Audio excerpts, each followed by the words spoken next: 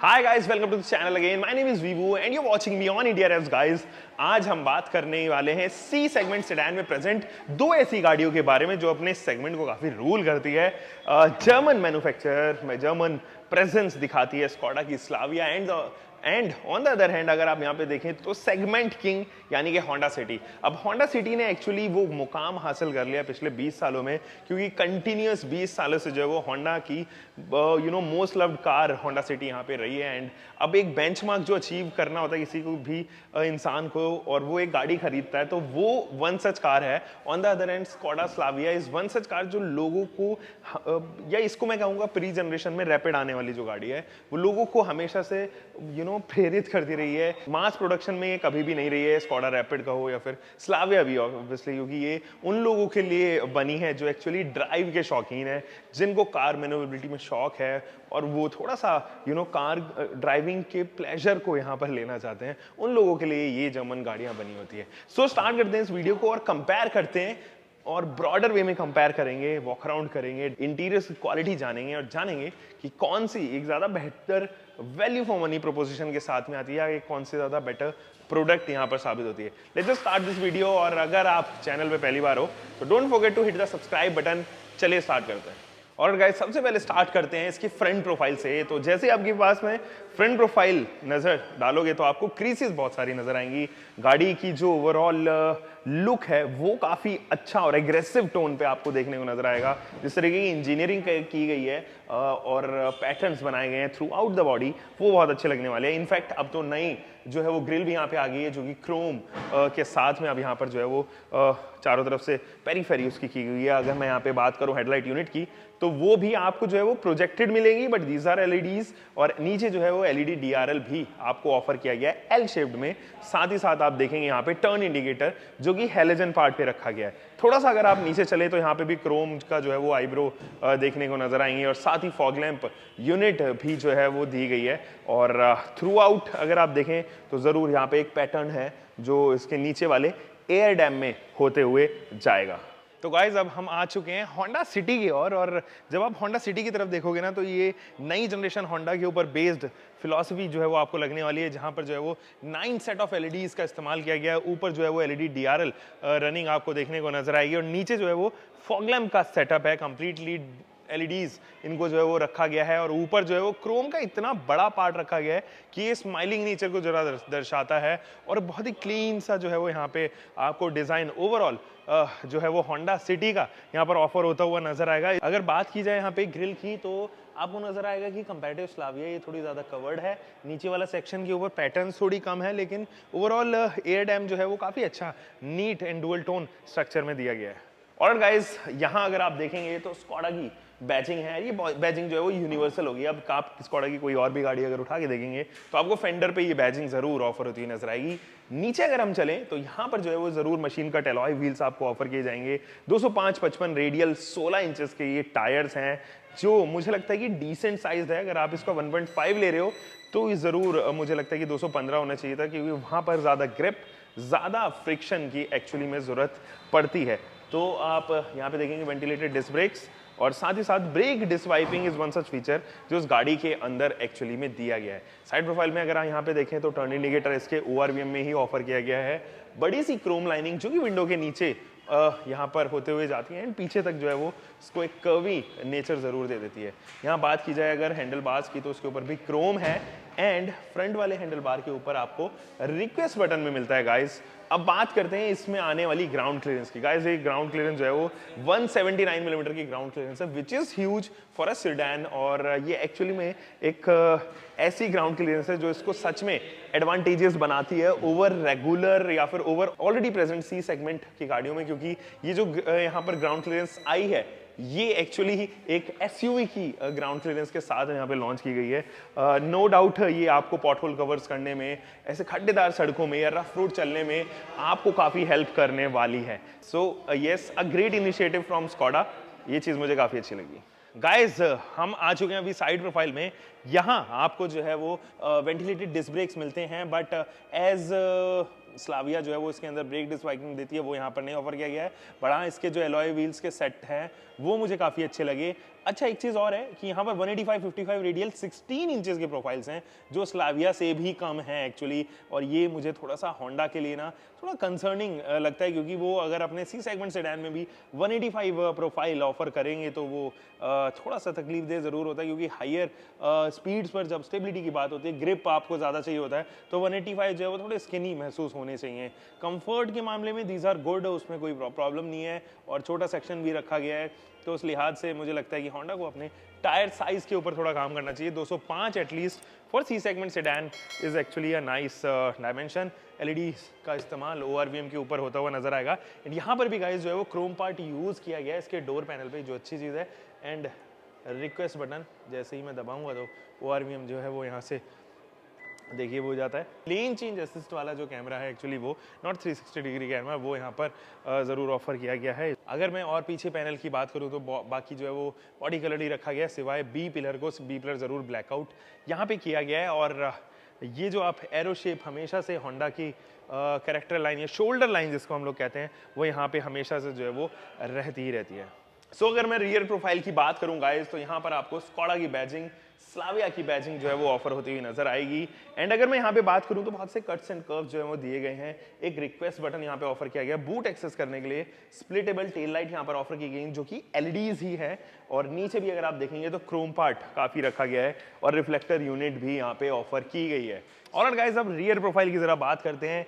ये लाइन जो है वो मुझे काफी अच्छी लगती है। ये टेल लाइट यूनिट मुझे एक्चुअली स्लाविया से थोड़ी ज्यादा बेटर लग रही है। ऊपर अगर आप नीचे देखेंगे तो यहाँ पर भी जो है वो आपको एलईडीज का इस्तेमाल होता हुआ नजर आएगा। टर्न इंडिकेटर एंड रिवर्स की लाइट, हालांकि टर्न इंडिकेटर जरूर आप बल्ब दिया गया है, बट रिवर्स लाइट जो है वो यहाँ पे एलईडीज यूज किया गया है।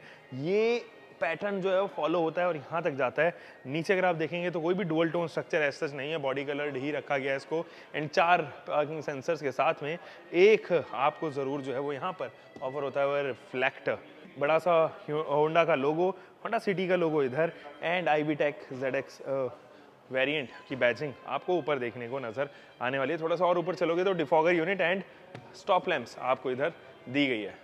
और गाइस अब बात करते हैं इसकी बूट स्पेस की, तो जब आप स्लाविया की बूट स्पेस की बात करते हैं तो it offers you 521 litres of boot space, और एक रिक्वेस्ट बटन यहाँ पे दिया हुआ है, तो सॉफ्ट नहीं है, क्रिस्प एकदम से स्मूथ जिसे कहते हैं।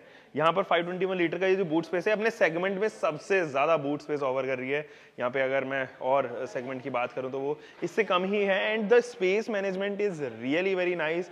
जिस हिसाब से यहाँ पर स्पेस मैनेजमेंट दिया गया है वो लिटरली मुझे काफी पसंद यहाँ पर आ रहा है। और इसके जस्ट नीचे अगर आप देखेंगे तो आपको रियलाइज होगा कि एक सब वूफर जो है वो यहाँ पे दिया गया है, और ये काफी नीटली इंटैक्ट यहाँ पे किया गया है, और आप इसके थ्रू इसको जो है वो टाइट कर सकते हैं, या फिर आप चाहे तो लूज कर सकते हैं। स्पेयर व्हील हटाने के लिए आपको जो है वो ये वाली सब वूफर जो है वो कम्प्लीटली यहाँ से रिमूव करना पड़ेगा, उसके बाद ही आप जो है वो इस टायर को जो है वो यहाँ पे यूज़ कर सकते हैं। बाय द वे अगर मैं टायर प्रोफाइल की बात करूँ तो ये 205 55 रेडियल 16 है, बट हाँ these are steel wheels, these are not alloy wheels, but जो प्रोफाइल है वो ज़रूर सेम रखी गई है, उसको रिड्यूस किसी भी एंड पे जो है वो नहीं किया गया है, और आप इसको एक रेगुलर टायर की तरह यूज़ कर सकते हैं। बशर्त ये है कि 3 आपके एलॉय व्हील्स रहेंगे और एक स्पेयर व्हील का स्टील व्हील जो है वो यहाँ पे रहने वाला है।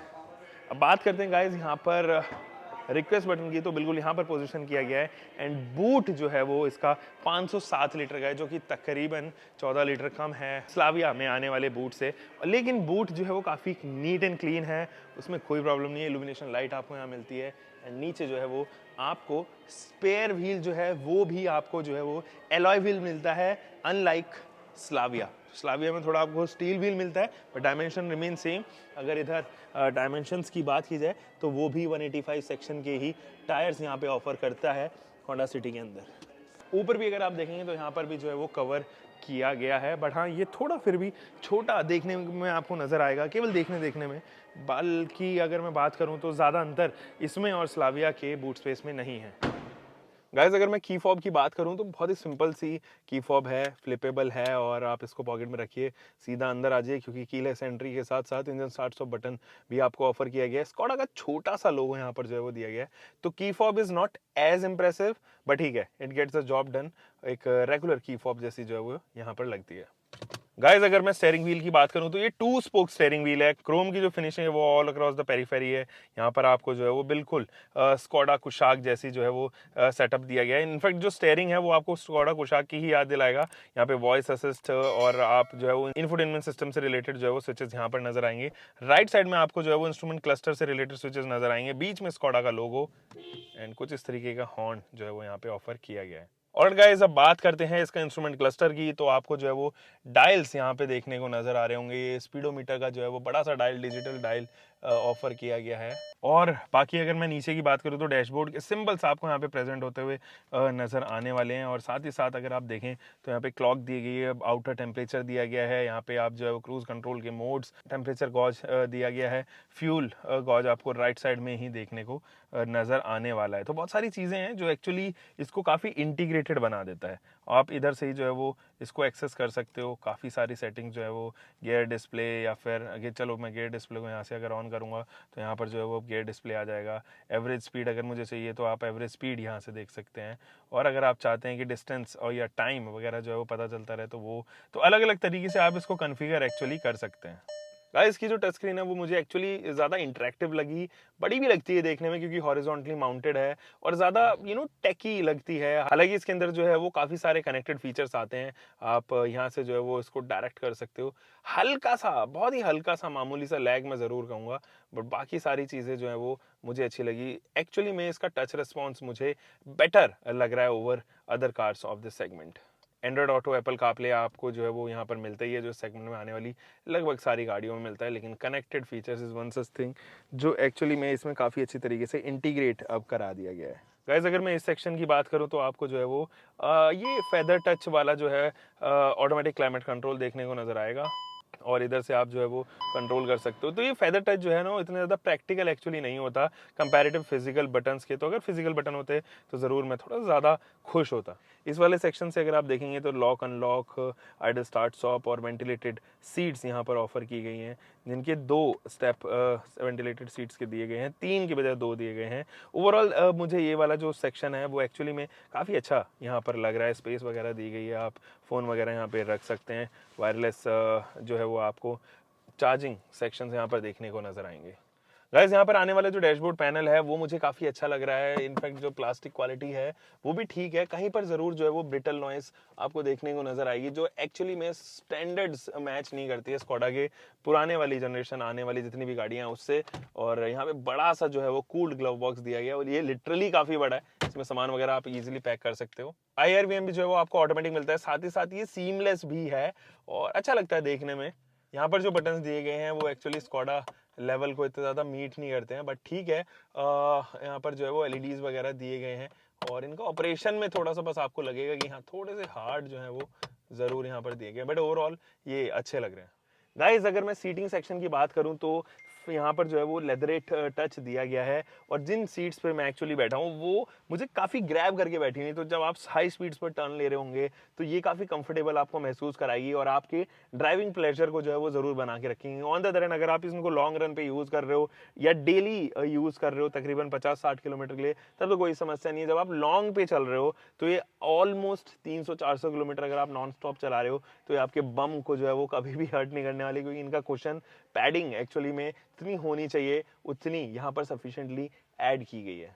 गाइस इंटीरियर में आ चुके हैं। अगर आप इसके स्टीयरिंग व्हील को देखें तो यहाँ पर जो है वो इंटरैक्टिव रखा गया है, वही स्टाइल का स्टीयरिंग व्हील है और इसको चेंज तो किया गया ऑब्वियसली पुराने वाली जनरेशन से। वॉल्यूम के बटन यानी कि इंफोटेनमेंट सिस्टम से रिलेटेड बटन जो है वो इधर दिए गए हैं। राइट साइड में आपको MID के बटन नजर आएंगे, बीच में होंडा का लोगो, कुछ इस तरीके का हॉर्न। जो हॉर्न की पिच है वो मुझे ज़्यादा बेटर लगी कंपैरेटिव स्लाविया की एंड लेदरेट टच आपको इधर मिलेगा। साथ ही आप इस स्टीयरिंग को जो है वो टेलीस्कोपिक एंड रिक्लाइन दोनों ही कर सकते हो। सिटी की जो चाबी है वो स्लाविया से मुझे ज़्यादा बेटर लगती है, ज़्यादा इंगेज्ड रहती है। आपके पास में एक बटन है जिससे आप इंजन को स्टार्ट कर सकते हैं रिमोटली और बाकी लॉक अनलॉक एंड बूट का बटन आपको दिया जाता है। और ये थोड़ी सी ज़्यादा इनोवेटिव सी लगती है, स्टाइलिश लगती है थोड़ी कंपैरेटिव स्लाविया। गाइज अगर मैं इंस्ट्रूमेंट क्लस्टर की बात करूं तो ये दोनों ही डिजिटल डायल्स हैं। These are not physical dials, but हाँ इनको एनालॉग ही रखा गया है। डिजिटल में एनालॉग ग्राफिक्स के साथ में बीच में MID ऑफर की गई है। यहाँ पे फ्यूल गॉज और कोई भी फिजिकल जो है वो यहाँ पर पुश बटन नहीं रखा गया जिससे आप MID वगैरह को एक्सेस कर सको। उसके कंट्रोल सारे आपके पास में जो है वो स्टीयरिंग व्हील पर ही मिलेंगे। डैशबोर्ड के सिंबल्स और बाकी ऊपर जो है वो जितने भी सिंबल्स हैं वो यहाँ पे दिए गए हैं। पार्किंग मोड यानी कि कौन से गियर में ये फिलहाल एंगेज्ड है वो सभी चीज़ें आपको इधर मिलेगी। गाइस अगर मैं टच की बात करूं तो दिस इज़ वेरी नाइस, इसमें भी कोई प्रॉब्लम नहीं है टच में, बट इसके ग्राफिक्स जो है वो थोड़े से आपको अच्छे नहीं लगेंगे। जो डिज़ाइन सलहावटे है वो भी आपको काफ़ी नॉर्मल और बेसिक सा जो है वो लगेगा। बाकी टच रिस्पॉन्स की अगर बात हो that is smooth. Android auto, Apple CarPlay, वो सभी चीज़ें जो है वो इसके अंदर भी चलते हैं। एंड इसकी साउंड क्वालिटी भी मुझे अच्छी लगी। ये डिजिपैड 2 बाय द वे टेक्नोलॉजी पे बेस्ड है। फिजिकल बटन इसमें अभी भी यहाँ पर दिए गए हैं, तो वो चीज़ आप ज़रूर देखेंगे। हैज़ार्ड लैंप इधर। अच्छी बात ये है कि अनलाइक स्लाविया यहाँ पर जो है वो ऑटोमेटिक क्लाइमेट कंट्रोल तो ऑफर किया गया, बट उनके पास में फिजिकल बटन दिए गए हैं। इससे पहले वाली जो जनरेशन में होंडा सिटी आया करती थी उसमें फेदर टच आया करता था, जिस वजह से वो ज़्यादा प्रैक्टिकल नहीं बन पाता था, आपको फील नहीं आती थी। आपको जो है वो ध्यान लगाकर तब उसको टच रिस्पॉन्स देना पड़ता था, जिसकी वजह से ड्राइव करते टाइम आपका जो है वो ध्यान इधर जाता था। USB स्लॉट्स दिए गए हैं, थैंक गॉड। और अनलाइक स्लाविया C टाइप उधर दी गई है। यहाँ पे स्पेस अच्छी खासी दी गई है, ना केवल यहाँ पे बल्कि इधर भी। तो ये जो है वो आपको वायरलेस चार्जिंग के साथ में नहीं आती है। इकॉन यानी कि मोड्स आपको इधर दिया गया है। And park, brake, reverse, neutral, drive and sports, ये सारे बटन्स आपको ऑफर किए गए हैं। गाइस डैशबोर्ड की अगर बात की जाए तो क्वालिटी मुझे ज़्यादा बेटर लग रही है, न जाने क्यों होंडा की इस बार। और ब्रिटल नेचर एक्चुअली इनके अंदर नहीं है। जैसे कि आप अगर हिलाओगे हल्का सा ब्रिटल नॉइज़ जो है वो करती है स्लाविया, वो यहाँ पर नहीं है। वुडन टच इधर जो है वो दिया गया है। लेदरेट टच आपको उसके जस्ट नीचे मिलेगा। एंड यहाँ पर जो है वो एक ग्लव बॉक्स ऑफर किया गया है जो डायमेंशन में स्लाविया से थोड़ा कम लग रहा है, और उसको फ्लैट जो है वो डिज़ाइन किया गया है। गाइस अगर मैं IRVM की बात करूं तो वो भी काफ़ी अच्छा है, और उसकी बाउंड्री दी गई है। ऑटो डिमिंग IRVM आपको यहाँ पे ऑफर किया जाता है। अगर इधर मैं लाइट्स की बात करूं तो these look more premium than Slavia. इनका ऑपरेशन भी मुझे ज़्यादा अच्छा लगा। LEDs का इस्तेमाल किया गया है। बाकी अगर मैं यहाँ पे सनवाइज़र देखूँ तो एक मिरर दिया गया है, और पैसेंजर साइड भी आपको मिरर का ऑप्शन यहाँ पे ज़रूर मिलता है, बट जो लाइट है वो ज़रूर यहाँ से डिसमिस की गई है। गाइज अब इंटीरियर्स में स्पेस और सीटिंग ऑप्शन के बारे में बात करते हैं। जो उसकी सीट्स हैं उनका जो टेक्सचर है एक्चुअली वो लिटरली काफ़ी प्रीमियम लगेगा आपको कंपैरेटिव स्लाविया। और बैठने में अगर सीट्स की बात करूँ तो मेरे को अच्छे से हग कर रही है ये। और इनफैक्ट हेडरूम ज़रूर जो है वो स्लाविया से थोड़ा सा कम मुझे महसूस हो रहा है। दोनों ही गाड़ियों में जो है वो फिलहाल इस वाले वेरिएंट में तो मैनुअल ही जो है वो एडजस्टमेंट यहाँ पर ऑफर होती हुई नज़र आएंगी, जिनका ऑपरेशन काफ़ी अच्छा लग रहा है। कोई प्रॉब्लम मुझे नहीं आ रही। प्रैक्टिकलिटी की रिपोर्ट्स में भी मैं काफ़ी अच्छे मार्क्स इसको दूंगा। अच्छा खासा सामान, बॉटल होल्डर्स वगैरह आप आगे पीछे दी गई हैं, तो उस लिहाज से काफ़ी प्रैक्टिकल इसका कैबिन मुझे महसूस हो रहा है गाइस। और गाइस करते हैं यहाँ से इनग्रेस।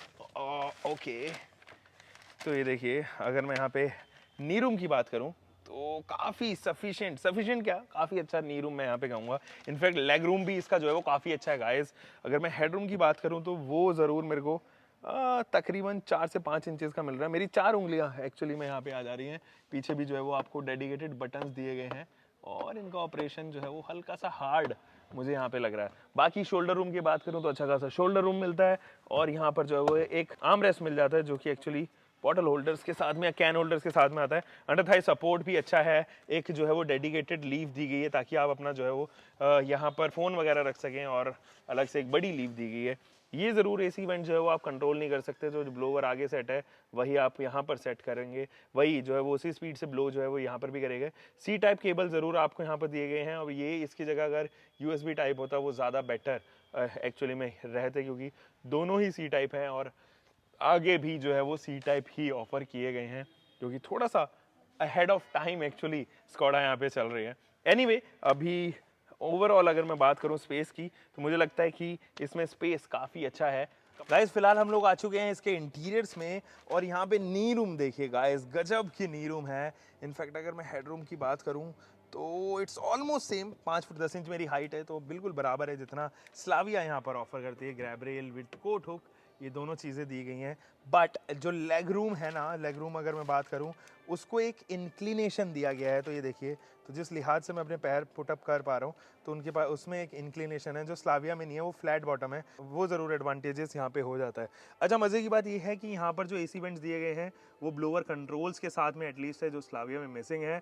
और नीचे जो है वो दो 12 वोल्ट के सॉकेट्स दिए गए हैं, तो आप अपने हिसाब से यहाँ पर जो है वो एडेप्टर्स लगाकर पीछे का जो है वो चार्ज कर सकते हैं। तो in spite of giving USBs, यहाँ पर जो है वो दो 12 वोल्ट के सॉकेट दिए गए हैं एंड एक 12 वोल्ट का सॉकेट आगे, यानी कि टोटल 3 12 वोल्ट के सॉकेट्स यहाँ पर दिए गए हैं, which makes it more practical than Slavia. Interiors में ये दो लाइट जो है उनका ऑपरेशन भी मुझे काफ़ी स्मूथ लग रहा है कंपैरेटिव स्लाविया।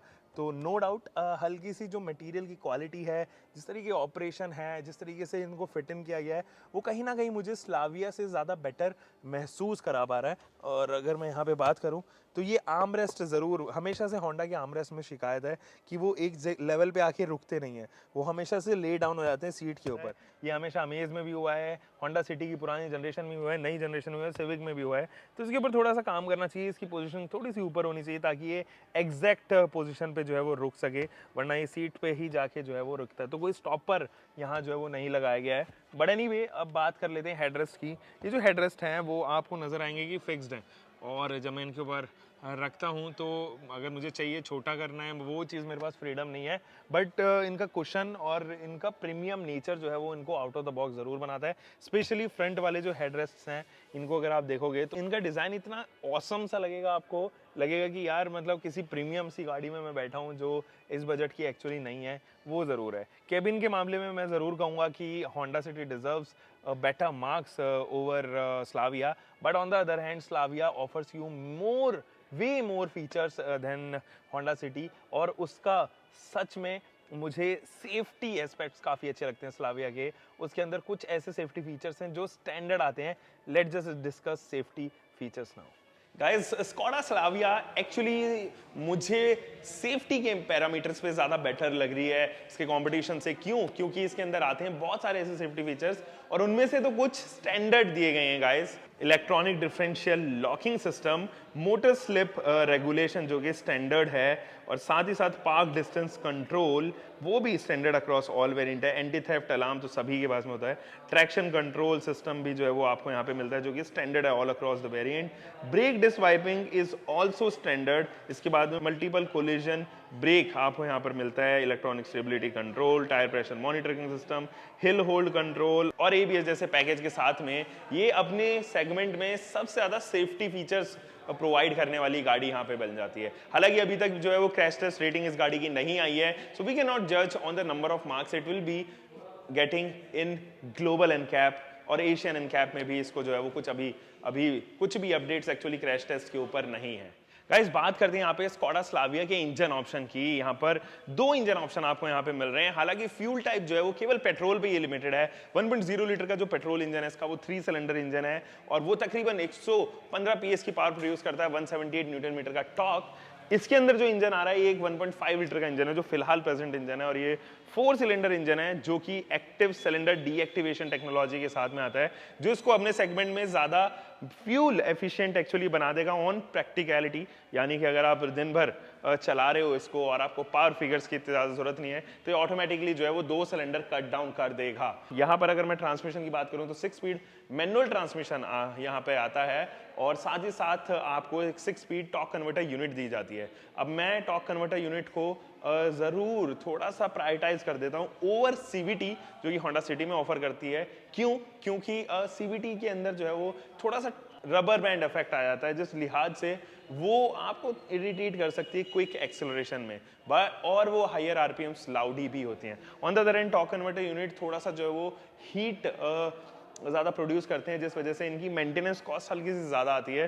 बट हाँ, no doubt torque converter unit मुझे ज़्यादा प्रेफरेबल लगते हैं। अगर मैं बात करूँ उसके 1.5 लीटर के टर्बो चार्ज्ड सैटिस्फाई इंजन की, इग्निशन की, TSI इंजन की, तो वो इंजन जो है वो एक 7 स्पीड DCT यूनिट के साथ में आता है, which is a clear win over Honda city. और गाइस अभी फिलहाल होंडा के पास में ये 1.5 लीटर का इंजन है जो काफ़ी सालों से एक्चुअली होंडा यूज़ कर रही है। 150 PS की पावर प्रोड्यूस करती है। इस सेगमेंट में आने वाला ये सबसे पावरफुल इंजन एक्चुअली में है, बट स्लाविया के पास में एक ज़्यादा पावरफुल इंजन है क्योंकि वो एक 1.5 लीटर इंजन के ऑप्शन के साथ में भी आ रही है। अगर इसी इंजन को सीधा कंपेयर करें तो 1.0 लीटर के TSI इंजन से आप कंपेयर कर सकते हो जो स्लाविया के पास में है, जिसके पावर फिगर्स मैंने ऑलरेडी आपको बताए थे। ये 121 PS के साथ में one of the most refined engine भी है अपने सेगमेंट में और काफ़ी परफॉर्मी इंजन है, इसीलिए जो है वो होंडा हमेशा इसके साथ में स्टिक करता है। एक ऑप्शन जो है वो डीजल का भी आता है, 1.5 लीटर का डीजल इंजन जो तकरीबन 100 PS की पावर प्रोड्यूस करता है and it is also used in amaze. इसके साथ में एक CVT ट्रांसमिशन ज़रूर मेटेड है जो मैनुअल ट्रांसमिशन के साथ में भी आता है। दोनों आप ट्रांसमिशन यहाँ पे खरीद सकते हैं गाइस, वो ज़रूर यहाँ पर प्रेजेंट है। अगर लेआउट की बात करें तो अच्छा खासा एयर पॉकेट वगैरह जो है वो दिया गया है, बट एक इंजन कवर जैसे कि आप 1.5 लीटर वाले इंजन में देखते हो वो यहाँ पर प्रेजेंट नहीं है। 1.0 वाला जो इंजन है स्कोडा का वो ज़रूर ऐसे ही थोड़ा सा लगता है देखने में, उसको भी कवरिंग और फिट एंड फिनिश थोड़ी कम रखी गई है। और गाइस अब बढ़ते हैं थोड़ा सा कंक्लूजन की तरफ। जब आप स्कोडा स्लाविया के बारे में यहाँ पे बात करते हैं तो उसके अंदर भी 3 वेरिएंट आती है, इसमें भी मोस्ट लाइकली 3 ही वेरिएंट आते हैं और प्राइसिंग ऑलमोस्ट सेम जाती है इन दोनों गाड़ियों की। बट जब बात आती है परफॉर्मेंस की, जब बात आती है रगेडनेस की, तो ज़रूर स्लाविया पॉइंट्स गेन कर लेते हैं। थोड़े से सेफ्टी फैक्टर्स भी जो है वो स्लाविया के अंदर ज़्यादा हैं कंपैरेटिव होंडा सिटी के अंदर। But when it comes to space, when it comes to refined engine, refinement आपको चाहिए, थोड़ा ज़्यादा माइलेज चाहिए और अच्छे लुक्स के साथ में आपको ऐसी गाड़ी मिल जाए जो पीस ऑफ माइंड ज़रूर लेके आए, तो Honda City is one such car जिसके साथ में आप यहाँ पर जा सकते हैं। No doubt Germans and Japanese की हमेशा से फाइट रहती है, कौन ज़्यादा बेटर गाड़ी बनाएगा, कौन ज़्यादा बेटर गाड़ी बनाएगा। एंड ये दो राइवल ऐसे राइवल हैं कि किसी को भी 1 पॉइंट आगे देना या किसी को भी 1 पॉइंट कम दे देना वो एक्चुअली में रियलिटी में बहुत डिफिकल्ट है गाइस। तो ये तो है हमारी रिपोर्ट, मेरी रिपोर्ट। आपको कैसी लगी? आपकी इन दोनों में से फेवरेट गाड़ी कौन सी है? आप मुझे नीचे कमेंट सेक्शन में ज़रूर बताने वाले हो और बताने वाले हो कि होंडा सिटी किन किन लोगों की एक ड्रीम कार रही है या स्लाविया अब किन किन लोगों की ड्रीम कार होने वाली है या हो गई है ऑलरेडी। मिलते हैं गाइस एक और नई वीडियो के साथ में। आप तब तक अपना ध्यान रखिए, सुरक्षित चलिए। Until for the next time, bye bye, take care and keep loving your car, whatever vehicle you are having, drive safe guys. Whispered promises straight to my heart. I'd never noticed, but you were never there, you were never there. Hey, you gave me roses, set me apart.